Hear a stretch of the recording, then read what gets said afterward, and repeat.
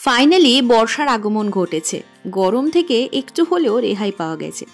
আর এই বর্ষার আগমন ঘটা মানে যে বিশাল বড় উৎসবের কথা মাথায় আসে সেটা হচ্ছে রথযাত্রা। আর এই রথযাত্রা দীঘাতে এখন কিন্তু বেশ চর্চিত।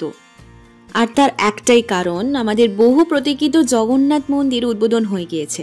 আর এই জগন্নাথ মন্দির উদ্বোধন হওয়া মানেই দীঘাতে কিন্তু এবছর প্রথম রথযাত্রার উৎসবও পালিত হবে খুব ধুমধাম করে। সত্যি কথা বলতে রথযাত্রা আসার আগে থেকেই কিন্তু বহু মানুষ, বহু পর্যটকেরা কিন্তু নিউ দীঘা, ওল্ড দীঘাতে প্রচুর পরিমাণে ভিড় করছেন। ইতিমধ্যে শোনা যাচ্ছে হোটেল পাওয়া নাকি দুষ্কর হয়ে দাঁড়াচ্ছে। আগে থেকে বুকিং যদি না করা থাকে, গিয়ে যদি বুকিং করেন সেক্ষেত্রে ভাড়া ডাবল হয়ে যাচ্ছে, সবটাই শোনা কথা। এখন তাই যারা দীঘাতে যাচ্ছেন, বহু বাঙালি পর্যটকেরা বিশেষ করে, তারা শুধুমাত্র কিন্তু জগন্নাথ দেবের টানেই যাচ্ছেন। তার সাথে দীঘার সমুদ্র সৈকত তো রয়েছেই।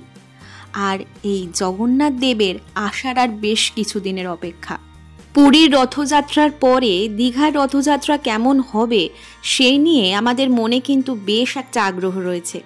আর এই দীঘার জগন্নাথ মন্দিরের উপচে পড়া ভিড়, সেটা দেখার জন্য কিন্তু অনেক মানুষ অধীর আগ্রহে অপেক্ষা করে আছেন। পুরীর রথযাত্রায় লক্ষাধিক মানুষের ভিড়ের পরে দীঘার জগন্নাথ মন্দিরের রথযাত্রায় ঠিক কত মানুষ হবে এটা আমরা কিছুটা হলেও আন্দাজ করতে পারছি।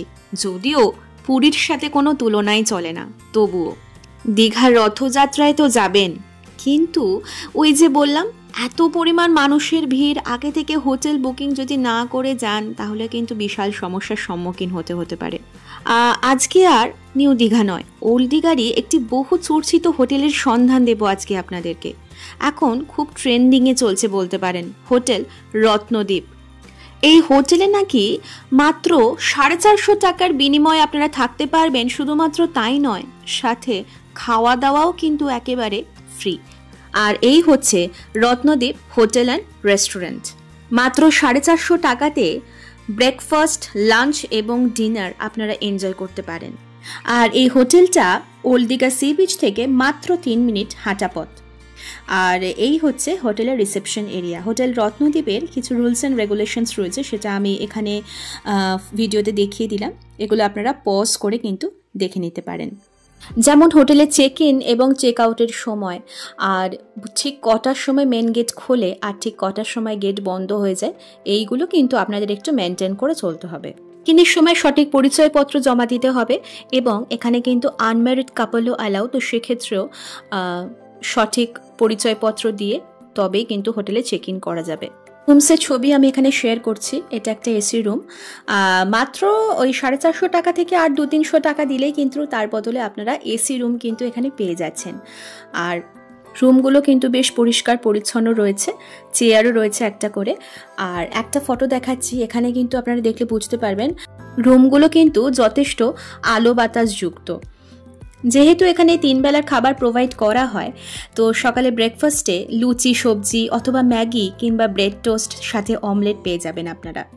লাঞ্চে পাবেন ভাত, ডাল, 2 রকমের সবজি বা 2 রকমের মাছ, চাটনি, পাঁপড়, ডিম বা তার সাথে পনিরেরও বিকল্প রয়েছে, মানে যারা ভেজ খান আর কি।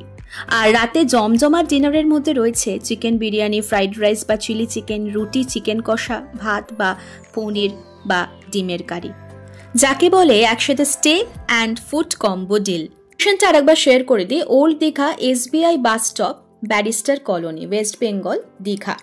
ওই যে বললাম ওল্ড দীঘা সি বিচ থেকে মাত্র 3 মিনিট হাঁটা পথ। কন্ট্যাক্ট নাম্বারটা শেয়ার করে দিই। হোটেলের যে হোর্ডিং সেখানে কিন্তু আপনারা কন্ট্যাক্ট নাম্বারটা পেয়ে যাবেন। এছাড়া হোয়াটসঅ্যাপ নাম্বারও কিন্তু এখানে দেওয়া রইল। তো এই ছিল রত্নদ্বীপ হোটেল অ্যান্ড রেস্টুরেন্টের ফুল information with details, contact number এবং প্রাইস তো বলেই দিয়েছি অনেক আগে। শুধুমাত্র সামনে রথযাত্রা বলেই নয়, সারা বছরও কিন্তু চাইলে আপনারা এই হোটেল বুকিং করতে পারেন। আর সামনে যারা যারা রথযাত্রাতে দীঘা ভ্রমণে যাচ্ছেন তাদের জন্য অনেক শুভকামনা।